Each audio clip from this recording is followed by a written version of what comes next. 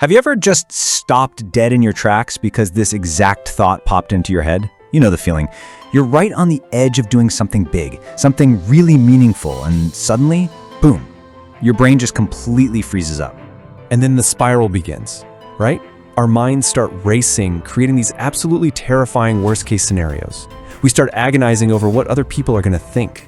We literally force ourselves to live out failure, like hundreds of times in our own heads before we even make a single physical move in the real world. It's just this relentless loop of questioning, and it completely tricks us. It tricks us into believing that doing absolutely nothing is somehow the only safe option we have. We genuinely think that by staying perfectly still, we can dodge the pain of regret. But honestly, is that actually true? Welcome to The Explainer. Today we're unpacking a really fascinating analysis of fear, drawing on some profound philosophical insights. This is an analysis that promises a complete paradigm shift. Because let's face it, fear is one of the most dominant forces in our lives, yet we misunderstand it completely. So, let's dive right in. We are going to totally transform your relationship with fear today, taking it from a giant red stop sign and turning it into a stepping stone for your personal growth. Section 1. The hidden truth about fear. What the mind actually creates. Okay, let's start with a core illusion that trips almost all of us up. Feeling fear? It doesn't mean you're weak. In fact, it usually pops up right when you are on the verge of something that could positively change your life. Think about it. Starting a business, leaving a miserable job, or finally speaking your truth. The reality is, we fear what we think might happen, not the event itself. We project this imaginary future where everything just completely falls apart, and we end up living in that anxiety instead of reality. We basically exhaust ourselves before we've even tried.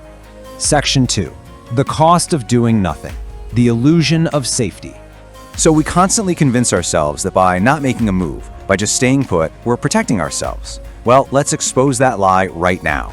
Look at the stark contrast here between fake safety, doing nothing, constantly waiting for that magical right time, and the real, tangible cost of inaction.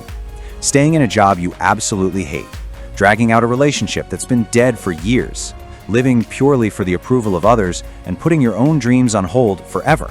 Eventually, you're going to have to look back at your life and ask yourself, what was I really so afraid of? Section 3. Nietzsche's philosophy on courage. Why fear is not weakness. To really figure out how to break this cycle, we're going to lean on the framework of the philosopher Friedrich Nietzsche. He didn't look at human struggle and see fear as a flaw. Instead, he recognized that courage is simply the ability to move forward while fear is present. It is explicitly not the absence of fear.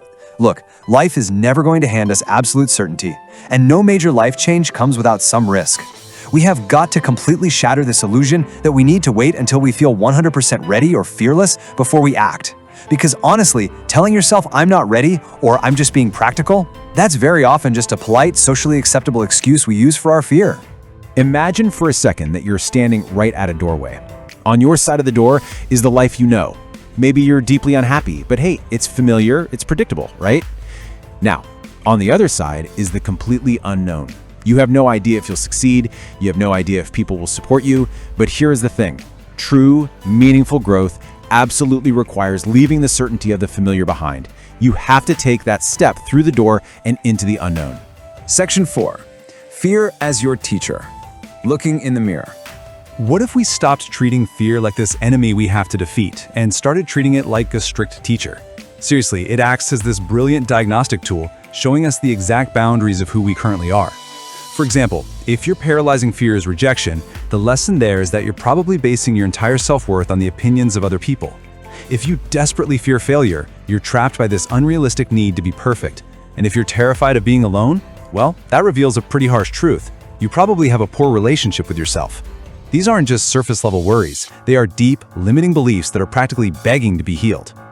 Now, confronting these internal truths, it can be incredibly painful.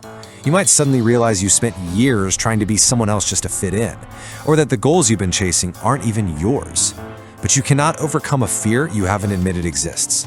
Acknowledging that pain, really looking at those flaws in the mirror, it's the absolute prerequisite for your personal freedom.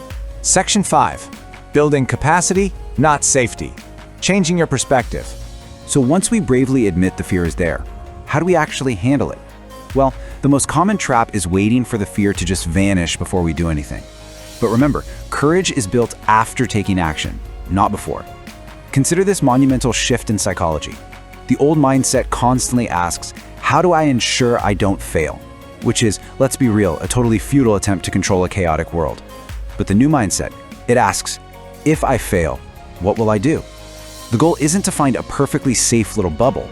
It's about building up your internal capacity and resilience so you can handle absolutely whatever life throws at you. This explains why some people seem so remarkably calm in a crisis. It's not that they don't feel fear. They absolutely do. But they've realized 3 key things. First, fear can be in the car with you, but it doesn't get to hold the steering wheel.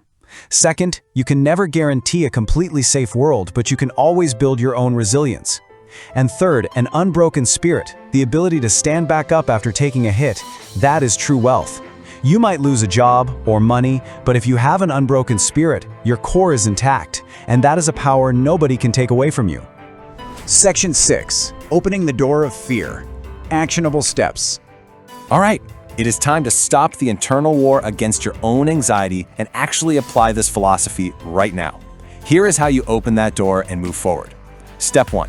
Be specific. Stop saying vaguely, I'm afraid of life. Say, I'm afraid of looking stupid, or I'm afraid of losing my savings. Pin it down. Step 2. Identify what is actually in your control. You can't control if someone will like you, or what the final outcome will be, but you absolutely control your own effort. And step 3, take a small step while you are still afraid. Do it with a racing heart. Expect the doubt to be there. Just don't wait for some mystical feeling of supreme confidence, because confidence is the reward you get after you take the action. When you finally take that brave step and your heart accelerates, it isn't a sign of impending failure, it's a signal. Fear is not a prison meant to keep you locked away from your potential. It's a door.